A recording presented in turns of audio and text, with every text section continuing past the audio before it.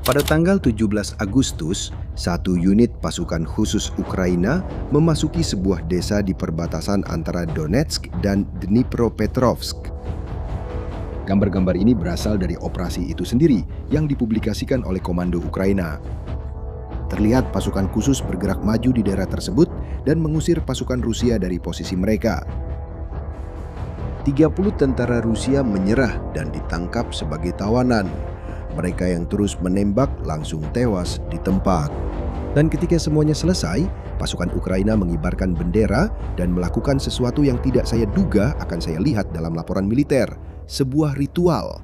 Mereka menyebut ritual ini sebagai pengusiran ular berbisa. Itu adalah tradisi lama mereka untuk mengusir segala yang jahat dari rumah. Komando Ukraina menjelaskan hal ini, mengatakan bahwa mereka menggunakan ritual tersebut untuk membersihkan desa dari orang-orang Rusia yang mereka sebut sebagai ular berbisa sungguhan. Namun operasi ini tidak dimulai pada hari itu. Operasi itu dimulai pada 29 Januari dan berlangsung selama 6,5 bulan, nyaris diam-diam. Tidak ada pengumuman, konferensi pers, atau perayaan. Hingga pada tanggal 12 Agustus, tentara Ukraina mengumumkan hasilnya. 26. 6 desa direbut kembali dan 745 km persegi berhasil direbut kembali. Dalam video ini, saya akan menunjukkan kepadamu apa yang sebenarnya terjadi di sana dan mengapa Rusia tidak bisa mencegahnya. Mari kita lihat peta. Peta ini dipublikasikan oleh analis asal Prancis bernama Clément Molin. Dan berkat dia, publik akhirnya mengetahui seberapa besar kejadian itu. Merah menunjukkan wilayah Rusia, biru adalah pihak Ukraina. Dan garis hijau di tengah yang dipotong oleh panah kuning adalah wilayah yang direbut kembali oleh Ukraina sejak Januari. Garis merah putus-putus menunjukkan posisi garis depan sebelumnya. Lihat skala di bawah sini, 5 km. Ini adalah koridor sekitar 60 km yang terdiri dari ladang terbuka dan desa-desa kecil. Saat menganalisis, Molin menyoroti sesuatu yang hampir tidak pernah dibicarakan oleh siapapun yang meliput perang ini. Video tentara yang mengibarkan bendera tidak membuktikan adanya kendali apapun. Karena berkeliling bukan berarti menguasai. Lalu datanglah sebuah konfirmasi yang tidak saya duga akan saya temukan. Dalam pernyataan pada tanggal 12 Agustus, Komando Ukraina mengungkapkan sebuah detail yang hampir tidak ada yang membahasnya. Beberapa bendera yang muncul di video mereka sengaja dipasang jauh dari posisi nyata pasukan. Sengaja, supaya tidak membocorkan di mana para tentara sebenarnya berada. Yang paling menarik, Rusia ketika mengibarkan bendera sebenarnya hanya untuk sandiwara, untuk propaganda. Sedangkan Ukraina menyembunyikan benderanya karena posisi di lapangan lebih penting daripada rekaman video. Dan jika Anda ingin memahami perbedaan antara kedua tentara itu pada momen perang ini, itulah jawabannya. Dan di situ ada detail paling mengerikan dari seluruh cerita ini. Ketika garis itu bergerak, ada pasukan Rusia yang terjebak di utara 2 sungai kecil. Mereka tidak mundur dan tidak muncul dimanapun setelah itu. Molin menemukan apa yang terjadi pada orang-orang itu dengan menghitung serangan udara. Ada sekitar 100 orang di daerah itu, dan mereka bukan orang Ukraina. Mereka adalah orang Rusia. Rusia mengebom wilayahnya sendiri dengan tentaranya sendiri di dalamnya, dan mereka melakukannya 100 kali. Itu membuktikan bahwa mereka sudah kehilangan wilayah itu. Ketika tentara mulai mengebom tempat di mana pasukan mereka sendiri berada, itu berarti mereka sudah tidak ada di sana lagi, atau mereka sudah tidak hidup lagi. 20 dari 26 desa telah direbut oleh pasukan lintas udara Ukraina. Dan komandan mereka, Jenderal Ole Apostol, merangkum apa yang berhasil dalam satu kalimat. Mereka mempertahankan inisiatif dan memaksakan ritme pertempuran mereka sendiri kepada musuh. Dan sektor ini tidak dipilih secara kebetulan. Di sanalah pasukan Rusia paling banyak maju pada tahun 2025. Di sanalah terletak kota yang menjadi pusat logistik mereka. Makanan, amunisi, dan bahan bakar keluar dari titik itu. Sekarang perhatikan kota kecil berwarna kuning itu. Itu adalah sebuah desa yang berjarak 14 km dari pusat pasokan itu. Dan desa itu masih berwarna merah. 14 km adalah jarak tembak artileri. Siapapun yang menguasai desa itu bisa menempatkan jalur suplai Rusia di bawah tembakan langsung. Kesanalah mereka menuju. Dari situ muncul pertanyaan yang penting. Bagaimana Ukraina yang selama tahun 2025 terus terdesak di sektor ini bisa membalikan keadaan di tahun 2026? Sebelum saya tunjukkan kepada Anda, jika Anda menyukai analisis ini, silakan berlangganan saluran ini. Itu sangat membantu dan hanya butuh beberapa detik saja. Senjatanya bernama FP1. Ini adalah drone serang jarak jauh yang diproduksi oleh perusahaan Ukraina bernama Firepoint. Harganya sekitar $55.000. Bisa terbang hingga 1.600 km. Dapat membawa hulu ledak hingga 120 kg. Dan badan pesawatnya menggunakan material yang menyerap radar. Dan produsennya mengklaim memproduksi lebih dari 200 unit per hari dengan hampir semua komponennya dibuat di dalam perusahaan itu sendiri. Semua itu tanpa bergantung pada siapapun. Dan kemudian muncul perhitungan matematis yang brutal itu. $55.000 itu adalah harga sebuah mobil. Kilang minyak yang dijatuhkan oleh drone ini menelan biaya miliaran dan membutuhkan waktu bertahun-tahun untuk membangunnya. Setiap kali satu lewat, Ukraina menukar sebuah mobil dengan sebuah pabrik. Pada tahun 2022, ketika invasi dimulai, Ukraina hanya memiliki sekitar 10 produsen drone di seluruh negeri. Sekarang ada lebih dari 450. Mereka mengubah negara tanpa industri perang menjadi sesuatu yang tidak bisa lagi dihentikan oleh Rusia. Kamu tahu panah-panah kuning di peta itu? Setiap panah itu dibuka seperti ini, bukan oleh tank, tapi oleh drone murah, dalam jumlah banyak, bulan demi bulan. Dan disinilah ceritanya keluar dari medan perang dan berakhir di antrean pom bensin.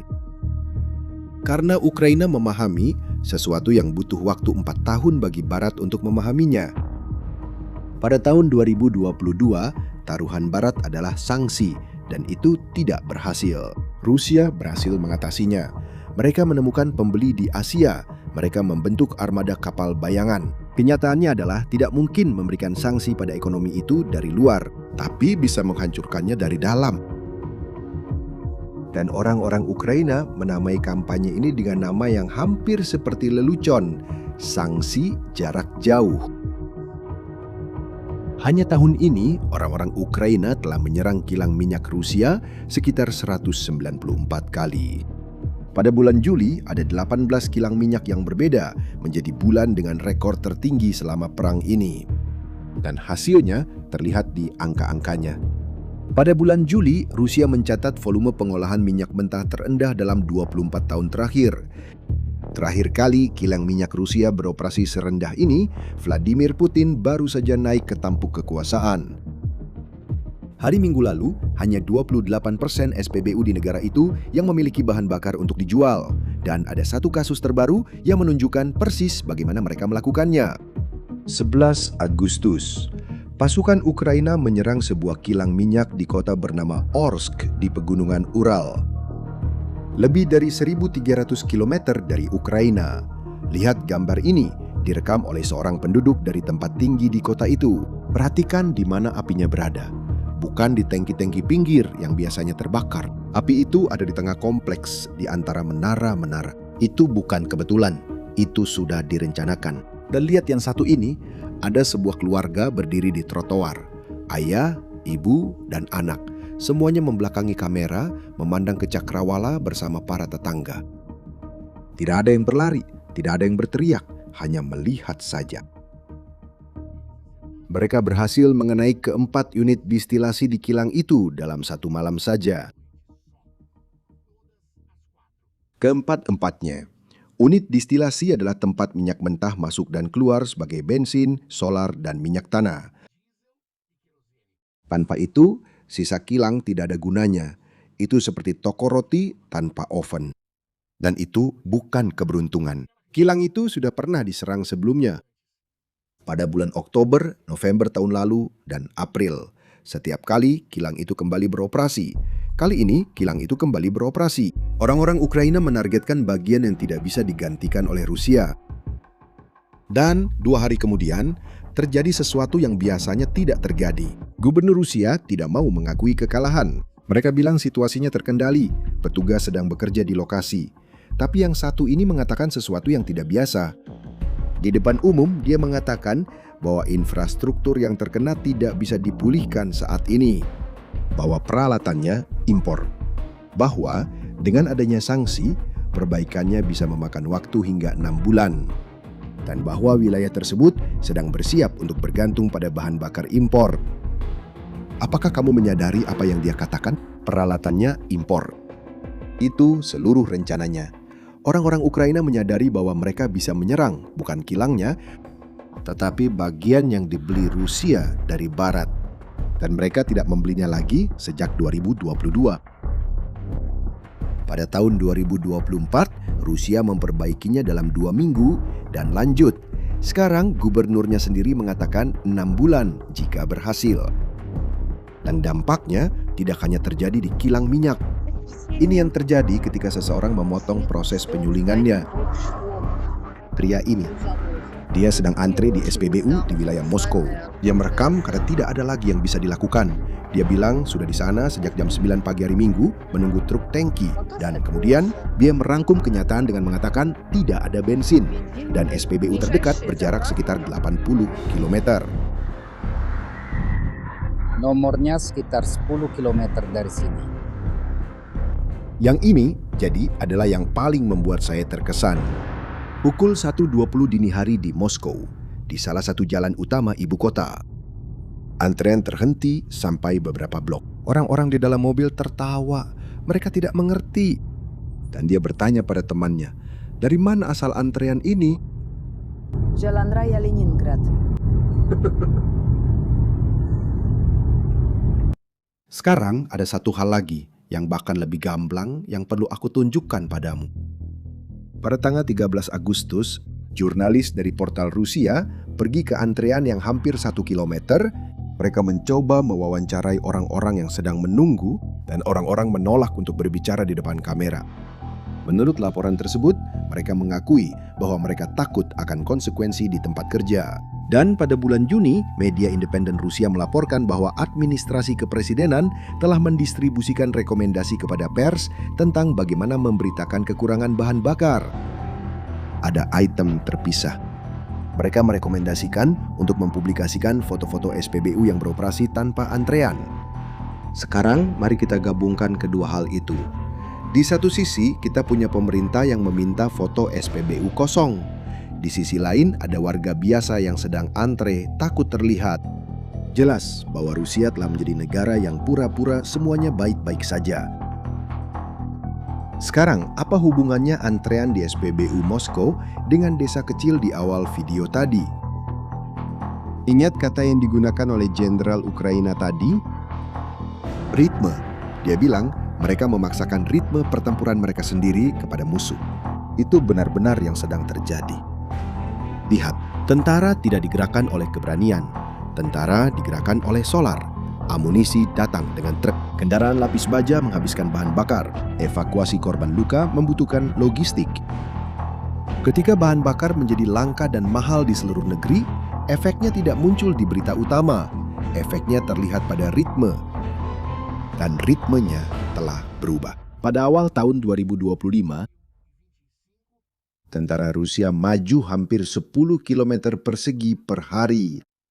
Pada awal tahun 2026, kurang dari 3.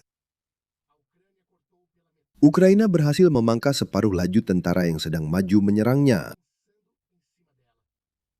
Pada bulan April tahun ini, untuk pertama kalinya sejak awal invasi, Rusia mengakhiri bulan dengan wilayah yang lebih sedikit daripada saat mulai. Dan pada bulan Mei terjadi lagi. Dan Rusia membayar harga yang mahal untuk itu. Tahun lalu, Rusia kehilangan 67 orang untuk setiap kilometer persegi yang mereka kuasai. Tahun ini, 179. Hampir 3 kali lipat lebih banyak untuk sepotong tanah yang sama. Ada perkiraan bahwa harapan hidup seorang tentara Rusia tanpa pelatihan yang dilemparkan ke dalam serangan infanteri massal adalah 20 hingga 30 menit. Dan angka itu mencerminkan taktik Rusia yang dikenal sebagai gelombang manusia. Kelompok-kelompok kecil orang yang kurang terlatih dikirim berjalan kaki langsung menuju posisi Ukraina. Dan yang paling kejam dari semuanya adalah seringkali tujuannya bahkan bukan untuk merebut posisi tersebut. Tujuannya adalah membuat tentara Ukraina menembak, karena ketika mereka menembak, mereka mengungkapkan posisi mereka, dan saat itulah artileri Rusia tahu di mana harus menyerang. Mereka adalah pria-pria yang digunakan sebagai umpan. Dan itulah yang dihadapi oleh para tentara yang kamu lihat di awal video. Mereka maju desa demi desa selama 6,5 bulan. Begitulah cara mereka sampai ke 30 tentara Rusia yang meletakkan senjata. Dan biaya bagi Ukraina juga sangat berat, tidak ada yang didapatkan secara cuma-cuma. Perbedaannya adalah Rusia tidak lagi mampu menggantikan kerugian tersebut. Pada bulan Juli, Zelensky mengumumkan bahwa dalam waktu kurang dari 7 bulan tahun ini, sebanyak 221.000 orang bergabung dengan angkatan bersenjata Rusia, sementara jumlah korban melebihi 225.000. Lebih banyak orang yang keluar daripada yang masuk.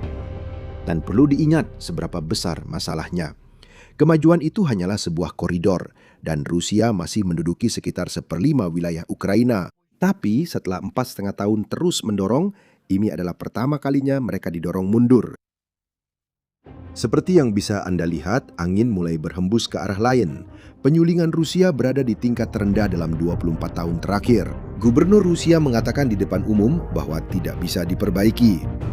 Baik, dan Institute for the Study of War menilai bahwa Ukraina masih mampu mencapai kemajuan taktis yang signifikan di garis depan.